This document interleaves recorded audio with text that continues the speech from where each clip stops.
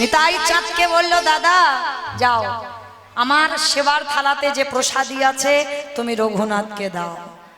কে গো মায়েরা, ভগবানের উচ্ছিষ্ট প্রসাদ পাওয়ার জন্য যোগী মুনি ঋষিরা যুগ যুগ ধরে কাঁদে, তারা পায় না। আর রঘুনাথ প্রথম দর্শনে ভগবানের উচ্ছিষ্ট প্রসাদ পেয়ে গেল, কৃপা হয়ে গেল। বেশ কিছুদিন ওই শান্তিপুরে অদ্বৈত আচার্যের ঘরে আমার মহাপ্রভু চরণ সেবা করলো। এইবার যাবার সময় হয়েছে প্রভু। আমার মহাপ্রভু বলছে, রঘুনাথ এইবার আমি পুরী ধাম যাত্রা করব। আমি জগন্নাথ ধামে রথযাত্রা, আমি ওখানে যাব। প্রভু আমাকে সঙ্গে করে নিয়ে চল। রঘুনাথ তোমার বাবা আছে, তোমার মা আছে, তোমার জ্যাঠামশাই আছে, তোমার জমিদারি আছে, চাই না, চাই না প্রভু, আমি কাউকে চাই না। এরা আমার কোন বাবা মা? প্রভু কতবার আমার জন্ম হলো, কতবার আমার বাবা হলো, কতবার আমার মা হলো, এরা তো প্রকৃত বাবা মা নয়, আসল পিতা তো তুমি। আমি জানি প্রভু, ওরা আমার জড় জগতের বাবা মা, আমার দেহ জগতের বাবা মা, কিন্তু আসল বাবা মা তো নয়। আমি যাব। রঘুনাথ তুমি আমার কথা শোনো, তোমার এখনো সেই বৈরাগ্য আসে এসেছে প্রভু, আমি তো সব ত্যাগ করে দিয়ে এসেছি। শোনো রঘুনাথ, মর্কট বৈরাগ্য ধারণ করবে না। মর্কট বৈরাগ্য মানে ওই যে বিষয় বৈভবে লালসা থেকে বৈরাগ্য, এগুলো হয় না। রঘুনাথ কৃপা সময় হলে আমি তোমাকে টেনে আনবো। তুমি যতই ছটফট করো না কেন, তুমি আসবে আর চলে যাবে, কিন্তু যতদিন না আমার ইচ্ছা হয় কোনোদিন তোমার ইচ্ছা পূর্ণ হবে না। কি গো মায়েরা, তুমি একটা ইচ্ছা করলে যতদিন না ওইটা আমার ভগবানের ইচ্ছা হয়, সেই ইচ্ছা তোমার পূরণ হবে না।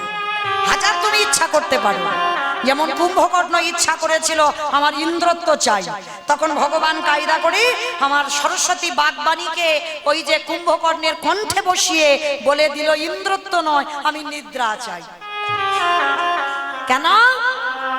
কারণ ওটা আমার ভগবানের ইচ্ছা ছিল না যে কুম্ভকর্ণ ইন্দ্রত্ব দখল করুক। তাহলে মনে রাখতে হবে, মনুষ্য জীবনে যতদিন আমার ভগবানের ইচ্ছা হয় ততদিন তোমার ইচ্ছা পূর্ণ হবে না, আর যেদিন আমার ভগবানের ইচ্ছা হবে সেদিন তোমার ইচ্ছা পূর্ণ হয়ে যাবে। তাই গৌর হরি বল, হরি বল। তো আজকে লক্ষ্য করে দেখেন, রঘুনাথ ফিরে এলো ঘরে, কিন্তু আসবার সময় একটা জায়গায় দাঁড়ালো, যেটা হচ্ছে পানিহাটির মেলা। আর পানিহাটির মেলাতে যেই না দাঁড়িয়েছে, সেখানে সমস্ত ভক্তদের আগমন হয়েছে, সমস্ত ভক্তদের ভিড় জমেছে। আর রঘুনাথ দেখে তো অবাক, এ কি এত ভক্তদের ভিড়, এত ভক্তরা কোথা থেকে এলো? সঙ্গে সঙ্গে রঘুনাথ গিয়ে আমার নিতাই চাঁদের চরণে আশ্রয় নিয়েছে। আর যেই না নিতাই চাঁদের চরণে পড়ল, নিতাই চাঁদ বলে উঠলেন, আরে চোর চোর চোর। মামা কাকে বলছে? বড় লোকের ছেলে রঘুনাথকে বলছে চোর। কেন বলছে চোর? আর অন্যান্য ভক্তরা যারা ছিল তারা তো অবাক হয়ে গেল, ওমা রঘুনাথের ছেলে, হরি বল, এরা গোবর্ধন দাসের ছেলে, আর এত ভালো ছেলেকে বলছে চোর। কিন্তু কেন চোর বলল? এই জগতের সংসার মাঝে নিতাই চাঁদের কৃপা যতদিন না হয়, আমার গৌর চাঁদের কৃপা হবে না। আরে রঘুনাথ কি করেছিল? আমার নিতাই চাঁদের কৃপা না পেয়ে আমার সরাসরি গৌর চাঁদের চরণে গেছে, তাই তো সংসারে ফিরে আসতে হলো।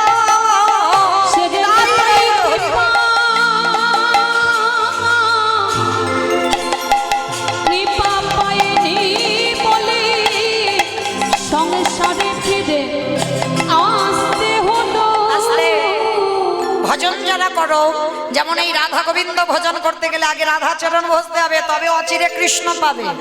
আর কলিকালের ভক্ত আমরা, নিতাই চাঁদের চরণ বসতে হবে, তবেই পাবে আমার গৌর চরণ। আর গৌর চরণ পেলেই তবে রাধা গোবিন্দের ব্রজে গিয়ে নিত্য লীলা দর্শন করতে পারবে। এই জন্য রঘুনাথকে বলেছিল তুমি চোর, তুমি আমার কৃপা না পেয়ে তুমি আমার ভাইয়ের কাছে গেছো, তাই তোমাকে দণ্ড দেওয়া হবে। ওমা, আমাকে কি দণ্ড, কি শাস্তি দেওয়া হবে? হোক, বলছে অন্য কোনো শাস্তি নয়, আজকে এই পানিহাটির মেলাতে যত ভক্তরা এসেছে সবাইকে তুমি চিরা দধি খাওয়াবে। আজ যারা যাবেন পানিহাটির মেলায় ভক্তদের উৎসবে দেখবেন সেখানে চিড়ে দই খেতে দেওয়া হয়। যত দোকানে দোকানে চিড়ে দুধ দই ছিল, মিষ্টি চিনি সন্দেশ মিষ্টি যা ছিল সব ওই গোবর্ধন দাস আর রঘুনাথ দাসের বাবা জ্যাঠা দুইজনে সমস্ত কিছু কিনে পানিহাটির মেলাতে ওই ভক্তদের বিতরণ করলো। আজও সেই উৎসব পালন হয়। ওই পানিহাটির মেলাটাকে বলা হয় দণ্ড মহোৎসব। নিতাই চাঁদ রঘুনাথকে দণ্ড দিয়েছিল। এইবার রঘুনাথ ফিরে এলো, বাবা মা চিন্তায় পড়লো, ছেলের সবসময় পাগল পাগল ভাব, তাহলে ছেলের কাঁধে একটা জল চাপাতে হবে। আমার জল চাপানো মানে বোঝো তো, একটা বিয়ে দিতে হবে। হরিবল, শুভ দিন শুভ লগ্নে শুভক্ষণে একটা মেয়ে দেখাশোনা হলো, যার নাম হচ্ছে রত্নাবতী। সে রূপ তো নয়, স্বর্গের অপ্সরা হার মানবে। কেন? কৃষ্ণ ভোলাবার জন্য ওই রকম রূপবতীর সঙ্গে রঘুনাথের বিয়ে হলো। অত সোজা নয়। কি গো, যার প্রতি একবার মন পড়ে, হাজার সিনেমাটি এনে সামনে দিয়ে দাও তো দেখি, মন যাবে? হ্যাঁ, কখনো যাবে না। তা ভালো তো বেসেছে কৃষ্ণকে, রূপবতী যদি আনো কখনো সেদিকে মন যাবে না। বিয়ে হলো, বিয়ের পরের দিন হলো কাল রাত্রি, তারপরের দিন হলো ফুলসজ্জার রাত। রঘুনাথ নিরজনে বসে বসে কাঁদছে। ও মাইরা, ফুলসজ্জার রাতে বউ কাঁদে, এটা উল্টে গেছে, তার স্বামী কাঁদছে। আচ্ছা বলো তো, বাসর ঘরে কেউ যদি কাঁদে, স্ত্রী যদি কাঁদুক আর যদি তার স্বামী কাঁদে, তাহলে কি মনে মনে ভাববে এখনকার যুগে? নিশ্চয়ই আমার পছন্দ নয়, অন্য প্রেম টেম করা আছে, ভালোবাসা আছে, তার কথা মনে পড়ছে, কাঁদছে, এটাই তো ভাববে। রত্নাবতী গিয়ে স্বামীকে প্রণাম করে প্রশ্ন করলো, তুমি কাঁদছো কেন? রত্না, পারবে না, আমি যার জন্য কাঁদছি তুমি পারবে আজকে রাত্রে তার কাছে আমাকে দিয়ে আসতে? চমকে উঠল, চমকে উঠেছে রত্নাবতী। বাবা মা দেখাশোনা করে যার হাতে তুলে দিল, সে আমাকে নয় অন্য কাউকে ভালোবাসে। তবু এমন সহধর্মিণী ছিল রত্নাবতী, বউ কিন্তু নয়, স্ত্রী কিন্তু নয়, সহধর্মিণী ছিল। তাই সেই সহধর্মিণী বলে উঠল, স্বামী আমি কথা দিলাম আজ এই রাত্রিতে তুমি আমার কাছে যাকেই তুমি জীবনের থেকে বেশি ভালোবাসো, আমার প্রেম যদি সত্যি হয়, আমার ভালোবাসা যদি সত্যি হয়, এই 3 দিনের পরিচয়ে আমি তোমাকে নিজের হাতে তার কাছে দিয়ে আসবো। কি গো মায়েরা, জগতে হয়? হয় না, অসম্ভব। মারামারি খুনোখুনি লাটালাটি হয়ে যাবে। রাতের অন্ধকারে রঘুনাথ বেরিয়ে পড়লো কোথায়? জগন্নাথ ধাম, পুরী ধাম। আমার জীবন নদী নাইয়া বেরিয়ে পড়েছে ভবের খেলা, হাসি রত্না সঙ্গ হলে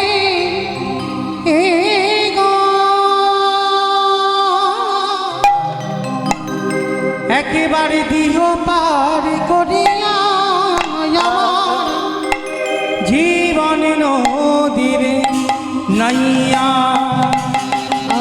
হাসি রত্নাবতী জীবন নদী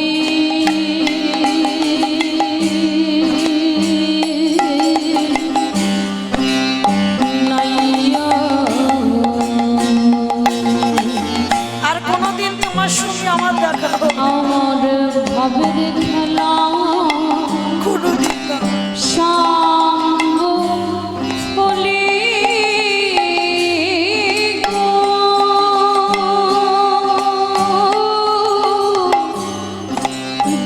পার করিয়া আমার জীবন নদীর নাইয়া সবকিছু আমি ত্যাগ করলাম। দয়ালে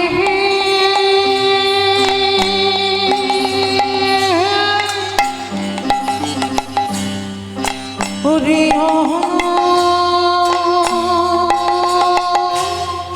ও দয়াল হে ছুটে চললো জগন্নাথ ধাম পুরী ধাম। আর গিয়ে যেই না দাঁড়িয়েছে, আর ওই জগন্নাথ ধামে গিয়ে কি করেছে জানো? লোকের দ্বারে দ্বারে ভিক্ষা করে রঘুনাথ। জমিদারের ছেলে, আপনারা আমরা কত টাকা রেখেছি ব্যাংকে, জমিদারের ছেলে হয়ে তার অবস্থা দেখো। বাবা জ্যাঠা যখন খবর পেল রঘুনাথ পুরী ধামে আছে, চাল ডাল অর্থ বস্ত্র পাঠায়, আর রঘুনাথ পুরী ধামে সেগুলো গরিব ভিখারিদের দান করে। মহাপ্রভু যখন খবর পেল রঘুনাথ ওইগুলো দান করছে, রঘুনাথের ওই স্বরূপ দামোদরের দ্বারা খবর পাঠিয়েছিল, স্বরূপ তুমি গিয়ে রঘুনাথকে বলো, রঘুনাথ আমি এগুলো পছন্দ করি না, কারণ তোমার বাবা জ্যাঠা অন্নদান বস্ত্রদান অর্থদান করে বলে তোমার বাবা জ্যাঠার অহংকার। আমি চাই না ওই জমিদারি থেকে তুমি কিছু নিয়ে তুমি এই জগন্নাথ ধামের শ্রীক্ষেত্রে দান করো। রঘুনাথ যখন শুনতে পেল, খবর পাঠালো সপ্তগ্রামে, আর কিছু আসে না। এইবার দাঁড়ে দাঁড়ে ভিক্ষা করে। মহাপ্রভু বলল, রঘুনাথ লোকের বাড়িতে চেয়ে খাবে, এটা আমি পছন্দ করি না। কি গো, ঘষে মেজে নেবে না? যে কতটা কষ্ট সহ্য করতে পারে দেখি। বন্ধ করে দিল রঘুনাথ, কারোর বাড়িতে কিছু চাই না। তাহলে খাবে কি? ওই যে আনন্দ বাজারে রঘুনাথ বসে থাকে। আমার আনন্দ বাজার দেখেছো তো? যারা যারা পুরী ধামে গেছো, যেখানে মহাপ্রভুর ওই যে জগন্নাথের প্রসাদ বিক্রি হয়, ওটাকে বলে আনন্দ বাজার। আর ওই আনন্দ বাজারে বসে থাকে একাধারে রঘুনাথ, আর পরনে একটা বহির্বাস আর একটা অন্তর্বাস, আর কিচ্ছু নেই। জমিদারের ছেলে বসে আছে। আর যেগুলো বিক্রি হয় না, কেউ যদি রঘুনাথকে বলে এই নে খা একটু, রঘুনাথ খায়। মহাপ্রভু বললেন, ওগুলো আমি পছন্দ করি না। ওকে যে কেউ ভিক্ষা দেবে আরো খাবে, এটাও আমি পছন্দ করি না। কি গো মা, তাহলে সব পদ বন্ধ, তাহলে খাবে কি? ভক্তের পরীক্ষাটা দেখো। জগন্নাথের রান্নাঘর যারা দেখেছেন, ওই রান্নাঘরের পাশে দেখেছেন একটা নালা মতো আছে? দেখেছো? কতজন জগন্নাথের রান্নাঘর দেখেছো? দেখি তো একবার। বাহ, খুব ভালো, খুব ভালো।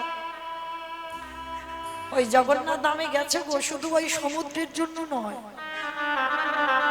অনেক কিছু আছে। যেই জগন্নাথ সেই আমার কৃষ্ণ। কৃষ্ণের নাভি জগন্নাথের নাভিতে প্রতিষ্ঠিত করা আছে। জগন্নাথ দেখা মানে তোমার কৃষ্ণ দেখা হয়ে গেল। কারণ যেদিন আমার ভগবানের যদুবংশ ধ্বংস হয়েছিল, সেদিন কৃষ্ণের নাভিটা ওই জগন্নাথের নাভির সঙ্গে প্রতিষ্ঠিত করা হয়েছিল। যখনই কাঠ বদলানো হয়, ওই নাভিটাকে বের করা হয়, আবার নতুন কাঠে নাভিটা প্রতিষ্ঠা করা হয়। আজও আছে হরিদাস ঠাকুরের সমাধি, এগুলো দর্শন করতে হয়। আজও আছে গম্ভীরা, আজও সেই প্রদীপ, আজও সেই কাঁথা, সেই শিখর, মহাপ্রভুর পাদুকা আজও আছে। ভক্তির নয়নে নিয়ে গেলে দর্শন হয়। আর যারা শুধু সমুদ্রে ঢেউ খাবার নয়ন নিয়ে যায়, তাদের দর্শন হয়। তো আমার এই জগন্নাথ ধামের এই যে রান্নাঘরে এই যে নালা আছে না, আর ওই নালাতে প্রসাদ ভেসে যাচ্ছে, মানে যেগুলো পচে গেছে, পোকা হয়ে গেছে, অনেক দিনের প্রসাদ। আর রঘুনাথ তো কারোর কাছে হাত পেতে কিছু খেতে পারবে না, কেউ দিলে কিছু খেতে পারবে না, তাহলে তো মরে যাবে না খেয়ে খেয়ে। 1 সপ্তাহ 15 দিন হয়ে যাচ্ছে কিছু খাচ্ছে না। রঘুনাথ ভাবছে, জগন্নাথ আমি আমার ভগবানকে ডাকবো কি করে গো, কিছু তো খেতে হবে। ওই নালা দিয়ে জগন্নাথের পচা পচা ভেসে যাচ্ছে প্রসাদ, আর যখন পচা গলা প্রসাদ ভেসে যাচ্ছে, রঘুনাথ খিদের জ্বালায় আঁচলা করে তুলে নিয়েছে। যেই না আঁচলা করে তুলে নিয়েছে, প্রসাদটা তো বুকে ধরেছে, চোখের জলে প্রসাদটা ধুয়ে যাচ্ছে। হে হে দয়াময়, তুমি আমার অপরাধ ক্ষমা করো, আমারে যে বড় ক্ষুধা পেয়েছে, তাই তো খিদের জ্বালা সইতে না পেরে আমি এই পচা গলা প্রসাদে একটু বদনে দিলাম। ও গো দয়াময়,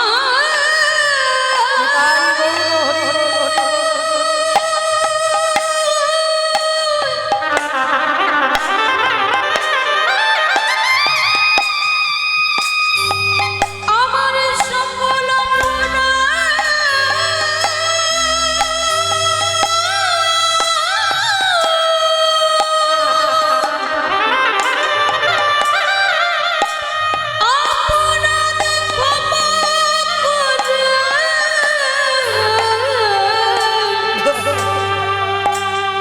তোমার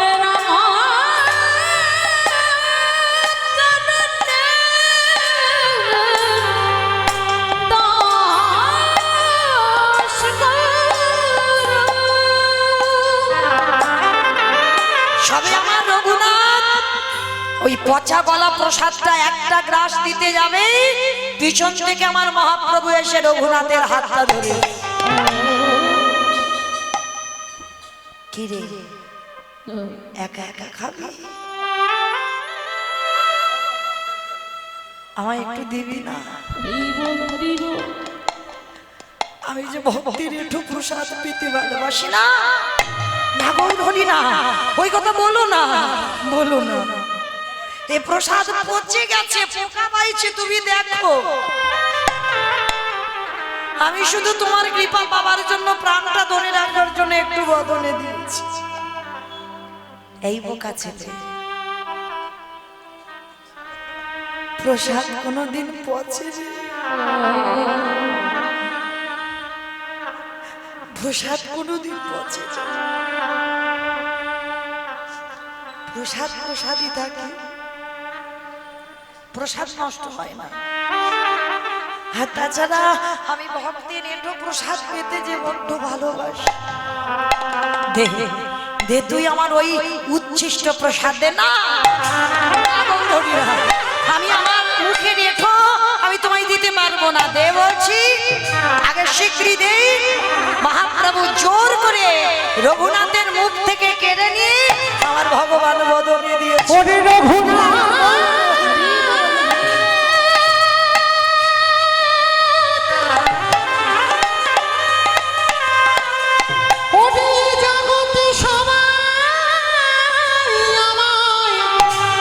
ভালোবাসে বটে, কিন্তু তোরে মতো বটে নয়ন জলে কেউ না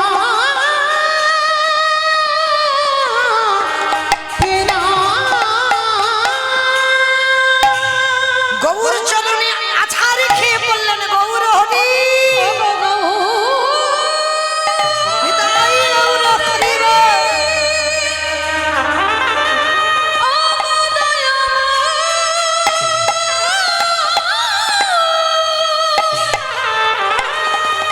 চরণ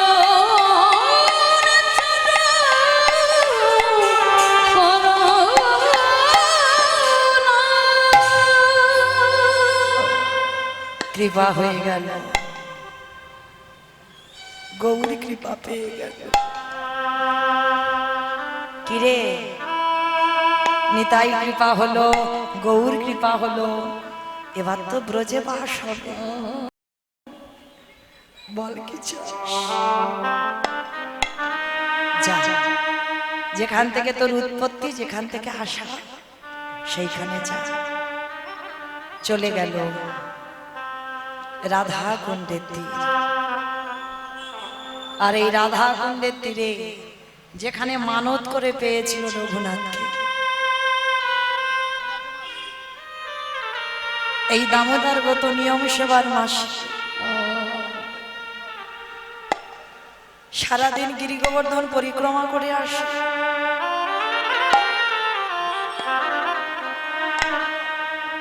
আর ওই রাধাকুণ্ডের তীরে বসে হারাই হারাই বলে কাঁদে। বলো না, আমি কোথা গেলে তোমায় পাবো, একবার আমায় দর্শন দাও। আমি এত কাঁদি, এত ডাকি, আমার ডাকি তোমার চরণে যায় না। ও মাইরা, এই ব্রজে গিয়ে কেউ যদি একবার রাধে বলে কাঁদো, আমার রাধারানী ছটফট করে, পাগল হয়ে যায় সেই ভক্তকে কৃপা করবার জন্য। এই বৃন্দাবনে বাবা, এই হনুমানের খুব উৎপাত না, বানরদের উৎপাত না, বৃন্দাবনে যারা গেছে দেখেছে। তা একটা হনুমান কি করেছে বাবা, ফসল নষ্ট করে, ফুল নষ্ট করে, খুব উৎপাত করে। তাই হনুমানটাকে সেই বড় লোকটা বেঁধে রেখেছে ঘরে, ছাড়ছে না, শিকল দিয়ে বেঁধে রেখেছে। তা বানরটা কি করেছে বাবা, ওই ঘরে বসে বসে শুধু রাধে রাধে বলে কাঁদছে। রাধারানী বর্ষানায় আছে, বৃন্দাবন থেকে অনেকটা দূর যেতে হবে। বর্ষানায় বসে ললিতাকে ডাকছে, ললিতা দেখ তো, দেখ না কে আমায় রাধে রাধে বলে কাঁদছি। বলে হয়তো কোনো ভক্ত টক্ত হবে, বলে একবার জানা দেখে আয় না বৃন্দাবনে গিয়ে। তা ললিতা সাধারণ নারী হয়ে এসেছে, খুঁজে দেখছে কোথা থেকে আওয়াজটা আসছে। সাধারণ নারী হয়ে ললিতা এসেছে, আর এসে দেখছে এক বড় লোকের বাড়িতে একটা বানরকে বেঁধে রেখেছে। আর সেই বাঁধরটা ছাড়া পাচ্ছে না, বসে বসে কাঁদছে রাধে রাধে বলে। ললিতা গেছে রাধা রানীর কাছে, রাধে, এই রাধে, আরে ওটা তোর কোনো ভক্ত নয়, ওটা কোনো ভক্ত নয়, একটা হনুমান, তাকে বন্দি করে রেখেছে, সেই কাঁদছে। ললিতা, হনুমান হোক, বানর হোক, যাই হোক না কেন, ও রাধে বলে কেঁদেছে। আর এই পৃথিবীতে যে একবার রাধে বলে কাঁদে, আমি তাকে কৃপা করি, যা তুই ওর খুলে দিয়া। ও রাধে বলে কেঁদেছে, ও সব অপরাধ আমি ক্ষমা করে দিচ্ছি, খুলে দিয়া। আর সেই রাধাকুণ্ডের তীরে রঘুনাথ দাস সবকিছু ত্যাগ করে, জমিদারি ত্যাগ করে, বাবা মা জ্যাঠা ঐশ্বর্য, যার বাবার প্রত্যেক দিনের আর 12 লক্ষ স্বর্ণ মুদ্রা আয়, নবাবকে কর দিত 8 লক্ষ স্বর্ণ মুদ্রা, তাহলে কত বড় জমিদার, ত্যাগ করে চলে গেল বৃন্দাবন। দেখেন বাবা, সেই যে লালা বাবু, যে লালা বাবুর অন্নপ্রাশনে নিমন্ত্রণ পত্র ছাপানো হলো সোনার পত্র, আর যারা প্রসাদ পেতে গিয়েছিল সোনার পত্রের উপর পত্র দিয়ে সেবা দিয়েছিল। দেখেন তারাই পেয়ে গেল গোবিন্দ চরণ, সবকিছু ত্যাগ করে দিয়ে বৃন্দাবনে ছুটে চলল। নরোত্তম জমিদারের ছেলে হয়ে সব ত্যাগ করে ভগবানের চলে। তাহলে এই জায়গাটাই একটু ভাবতে হবে মা, কৃষ্ণ ভক্ত যদি তুমি হয়েছ, তোমার শ্বেত পাথরের ঘর হবে না। কৃষ্ণ ভক্ত যদি হয়েছ, তোমার তালা তৈরি হবে না। কৃষ্ণ ভক্ত হলে ভগবান চাইবে কখন তোমার পথের ভিখারি করব, আর কোন দিক দিয়ে যে করবে সেটা তুমি জানবে না। যেটা হয়েছিল বাবা সুদামা, কৃষ্ণ যার বন্ধু, তার কত অভাব ছিল। মহাভারতে বিদুর পারত না, জমিদারি থাকতে থাকলো না, এসে পাতার কর্ণ কুঠি করেছিল, কারণ এরাই হলো কৃষ্ণ ভক্ত। আর কৃষ্ণ ভক্ত যদি তুমি হও, ভগবান চাইবে তোমার মাথার ছাদ কবে তোমার কাছ থেকে কেড়ে নেবে। ওই যে বললাম কোন দিক দিয়ে নেবে তুমি কল্পনা করতে পারবে না। আর কৃষ্ণ ভক্ত হয়েছে মানে যে করে আমার আশ তারে করি সর্বনাশ। সর্বনাশ, সর্বনাশ কেন হবে? ভগবান জীবনে ভক্তের সর্বনাশ করে, যে করে আমার আশ তারে করি সর্বনাশ।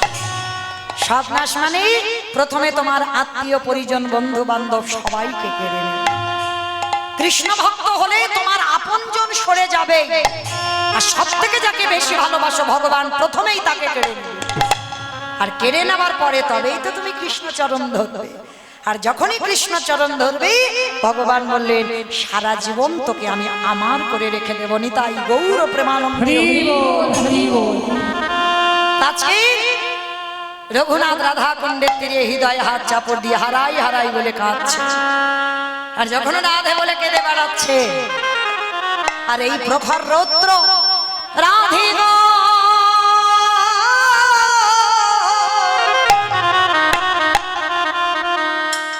ওগো আমার কৃপাময়ী, ওগো আমার প্রেমময়ী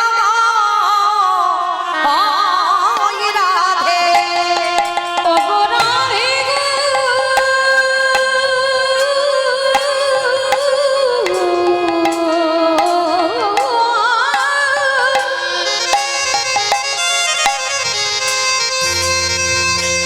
একেবারে কৃপা করে করুণা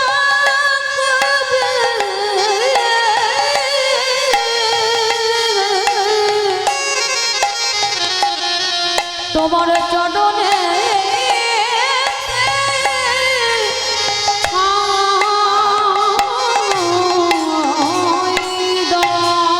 প্রখর রোদে মাটিতে শুয়ে আছে, আর রাধারানী এসে নিজের উড়ানিটা নিয়ে রঘুনাথের ছায়া করে দাঁড়িয়েছে। রঘুনাথ পিছনে তাকিয়ে দেখছে এক সুন্দর রমণী। কে মা তুমি? সে কি রে, আমার এত ডাকিস আমায় চিনতে পারলি না? যেই না রাধারানীকে সামনে দেখেছি, তুমি তুমি সেই আমার করুণাময়ী, সেই আমার কৃপাময়ী রাধে, কিন্তু আমি তোমায় একাকে দেখতে চাই না। আমি তো সর্বদা যুগল ভজন করেছি, তাহলে যুগল কই? হরি বল। আর আমার রাধারানী যেখানে যাবে আমার গোবিন্দ থাকতে পারে কি গো? ও বেটার প্রেম ভালোবাসা তো আজকে থেকে নয়, ও ভালোবাসা সেই সুতিকা মন্দির থেকে। আমার সুতিকা মন্দির মানে বোঝো? গোয়ালঘর, গোয়ালঘর। সুতিকা মন্দির মানে গোয়াল ঘর, আতুর ঘর। আতুর ঘর থেকে ভালোবাসা। সেই যে বাবা এর একটা বড় কাহিনী আছে, যেমন রাধারানী গোবিন্দের আল্লাদিনী শক্তি, কিন্তু ধরার মাটিতে এসেছিল বিশ্বভানু রাজার কন্যা হয়ে। পদ্মফুল এই পূজাইতে অবশ্যই করে আমার রাধারানীকে পদ্মফুল নিবেদন করতে হয়। কেন না পদ্মপুরাণ বলছে রাধারানী আবির্ভূত হয়েছিল পদ্মফুল থেকে। পূজাতে পদ্মফুল অবশ্যই লাগে। তো যখনই এই জন্ম নিয়েছিল বাবা, তখন আমার রাধা অন্ধ হয়ে জন্মেছিল। কেন জন্মেছিল অন্ধ হয়ে? এর একটা কাহিনী আছে। সেই যে অভিমন্যু ঋষি তপস্যা করেছিল ভগবানের বউকে আমার বউ করে পেতে চায়, তা ভগবান বলেছিল আসতে, তুমি মুনি মানুষ, তোমার কি মাথার গন্ডগোল হয়েছে? হ্যাঁ, তুমি আমার বউকে তোমার বউ করে পেতে চাও? বলে হ্যাঁ, আমি ওটাই চাই। বলে অসম্ভব, আমার বউ তোমার বউকে দিতে পারি না, আর কোনোদিন আমার বউ তোমার বউ হবে না। বলে ঠিক আছে, দিতে হবে না, তাহলে তুমি চলে যাও। কিন্তু এমন কঠিন তপস্যা করেছিল অভিমন্যু, তখন বাবা স্বর্গমর্ত পাতাল থরথর করে কাঁপছে। ভগবান গিয়ে বাধ্য হয়েছিল, অভিমন্যু আমার স্ত্রীকে তোমার স্ত্রী হবে, তবে তুমি নপুংসক হয়ে জন্মাবে। সেই অভিমন্যু হলো আয়ান ঘোষ। আয়ান ঘোষ হলো নপুংসক। রাধা জন্ম নিল, কিন্তু মা বলেছিল আমি জন্ম নিয়ে অন্ধ হয়ে জন্মাবো। আমি যতক্ষণ না বধূ তোমার দর্শন পাচ্ছি, আমি ততক্ষণ চোখ মেলে দেখবো না। অন্ধ হলো যখন বিষভানুর ঘরে জন্ম নিল, চোখে দেখতে পায় না। আর কীর্তিদা মানে রাধার মা হচ্ছে কীর্তিদা, কীর্তিদা আর গোপালের মা যশোদা, এরা হচ্ছে বান্ধবী মানে সই। কমাইরা দেখবেন মেয়েদের পেটে একতলা ভাত হজম হয়, একটা কথা হজম হবে না। ও 20 বছর পর হলে ও পেটের ভিতরে ফুটফাট করে ফুটবে, কখন বেরোবে। আর যদি কোনোদিন সেই স্কুল বা কলেজ লাইফের বান্ধবীর সঙ্গে দেখা হয়, ও সব বলে ফেলবে গড় গড় করে। ওই জন্য প্রত্যেক দাদা ভাইদের বলে রাখি, সবকিছু বলো, নিজের গোপনের খবর যেন নিজের বউকে বলো। ওই একদিন না একদিন বাবা ও বলবেই বলবে, কারণ এটা অভিশাপ। যুধিষ্ঠির মহারাজ আমার মা কইছে, কর্ণের কথা বলে দিয়েছিল না, বাবা বলতে বলতে ফুরাবে না। যাই হোক, কুন্তিকে অভিশাপ দেওয়া। এইবার সেই যে আমার যখন যশোদা কীর্তিদার মেয়েকে দেখতে এলো, গোপাল এসেছিল। আর গোপাল যখন কোলে আছে, যশোদা ছাড়ে। এইবার গোপাল বলছে, মা তুমি ছাড়বে না তো? এমন কায়দা করব তুমি নিজেই ছেড়ে দেবে। এইবার গোপাল দুষ্টু ছোট ছোট হাতে ওই গজমতির মালাটা ধরেছে। আর মতির মালাটা ধরে যশোদা তো শোয়ের সঙ্গে গল্প করে যাচ্ছে কীর্তিদার সঙ্গে। আর গোপাল কি করেছে, একবার করে নামছে, যশোদা আবার তুলে নেয়। এইবার বলে, মা নামাবে না তো? এবার এমন কাজ করব তুমি নিজেই নামাবে। মতির মালাটা ধরে এমন ছিঁড়ে দিল, ঝরঝর করে মতি পড়ে গেল। মা যশোদা রেগে গিয়ে গোপালকে বলছে, বস বস, এই জন্য তোকে আনতে চাই না, চুপ করে বস। গোপালকে বসিয়ে দিয়েছে। আর মা কি করছে,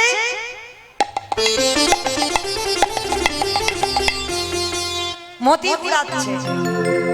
ছোট্ট গোপাল কেঁদে কেঁদে বলি, মা গো তুমি আসল মতি ছেড়ে দিয়ে নকল মতি ঘোরাচ্ছ। এইবার দেখো আমি কি করি। এবার মা তো মতি ঘোরাচ্ছে, আর হামাগুড়ি দিতে দিতে সেই হাতুর ঘরে গেছে, যেখানে রাধা অন্ধ হয়ে ঘুমিয়ে আছে। পালঙ্ক বেয়ে বেয়ে উঠেছে বেটা। হ্যাঁ, উঠে কি করেছে জানো? বুঝতে পারছে না, কানের কাছে গিয়ে ডাকছে, রাধে গো রাধে গো, উলু কই একবার সারা দাও রাধে, একবার সারা দাও। ও রাধে গো,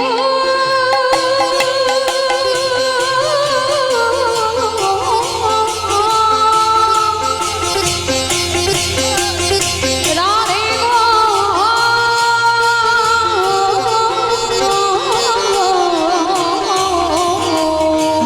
রাধে একেবারে সাজা দাও। শোনো রাধে, তোমার আমার প্রেম শোনো, গাম্ভীর্য শালিনী রাধে, গাম্ভীর্য সাহানি রাধে, কৃষ্ণ প্রেম প্রদায়িনী রাধে, ও কৃষ্ণ প্রেম প্রদায়িনী রাধে, প্রেম সাগরের মরালিনী রাধে, ও প্রেম সাগরের মরালিনী রাধে, প্রেম সমুদ্রের সমুদ্রিনী রাধে, ওই প্রেম সমুদ্রের মরালিনী রাধে গো,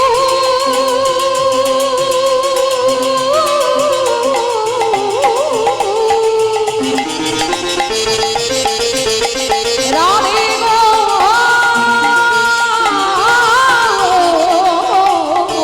রাধে একেবারে সাজা দাও রাধে, একেবারে সাজা দাও রাধে। যে রাধে। তবে আমার দাদা ভাইয়ের একটা উড়িয়া ভজনের আবার ইচ্ছা, আবার শুনবে। যাই হোক, সে গানটা শোনাতে হবে। মাধব হে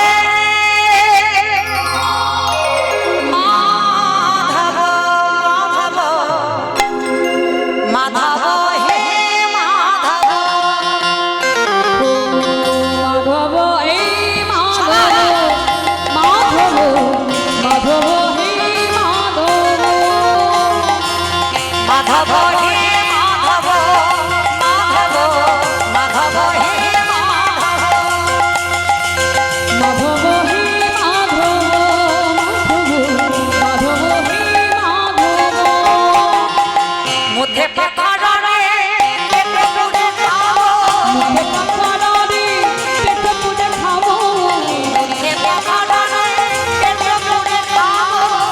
পকড়ারি পিঠে পুরে খাবো ছাপান্ন ভোগ ডেগে নাহি গো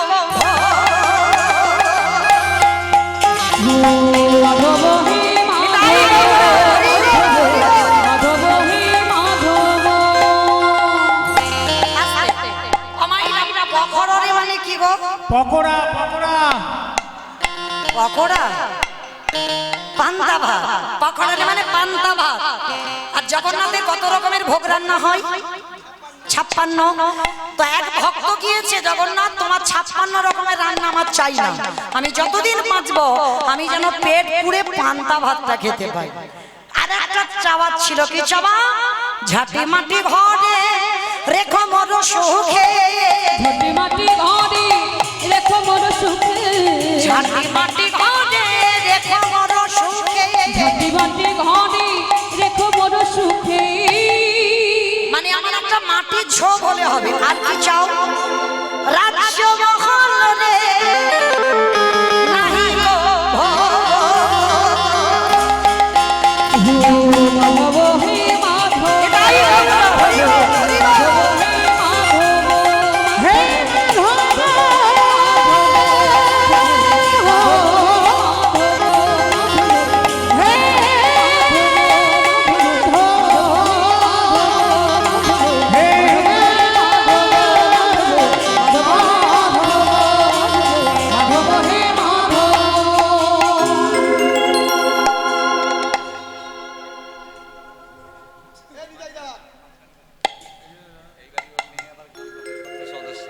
হরে কৃষ্ণ। এতক্ষণ পর্যন্ত লীলা। এইবার সেই রঘুনাথ সাক্ষাৎই আমার রাধা মাধবের যুগল দর্শন করলেন। আর সমস্ত ভক্তরা সবাই ঘেরি বেরি হয়ে আমার সাক্ষাতে শুধু রঘুনাথ দাস একা নয়, সেই রাধা কুণ্ডের তীরে আমার রাধা গোবিন্দের যুগল মাধুর্য দর্শন করলেন। শ্যামের বামে শ্যামের বামে শ্যামের বামে রাধা এলো নবীন কৃষ্ণ যুগল। ও শ্যামের বামে রাধা এলো মেরে মামি দাদা দিল নবীন কৃষ্ণ দিল ও শ্যামের বামে রাধা এলো নবীন কৃষ্ণ আদি ললিতা বিশাখায়াদি এটাই হলো হরি বল। যত সহচরে গো যত সাহচরে আমাইরা সবাই দেখি যাওয়ার সময় আমার বিদায়, এখান থেকে অনেক দূর যাবো, বাঁকুড়া যেতে হবে। তো চলেন একবার প্রেম সে দুটো বাহু উত্তোলন করেন একবার দেখি সবাই। সবাই আমার দাদা ভাই ভাইরা যারা আছেন দূরে দাঁড়িয়ে সবার চরণ ধরে নিবেদন, সবাই দেখি তোলে একসঙ্গে সবাই প্রত্যেকে বলবো কেমন? পদ্মের পাতা হে পাতায় দিচ্ছে ও পদ্মের পাতায় পাতায় রেখে করতালি ও পথের পাতায় পাতায় দিচ্ছে করতালি পদ্মের পাতায় পাতায় রেখে করতালি আরে গান রাসে মাগে জামা ওই চরণ মাধুরী গো চরণ মাধুরী নিতাই গৌর হরি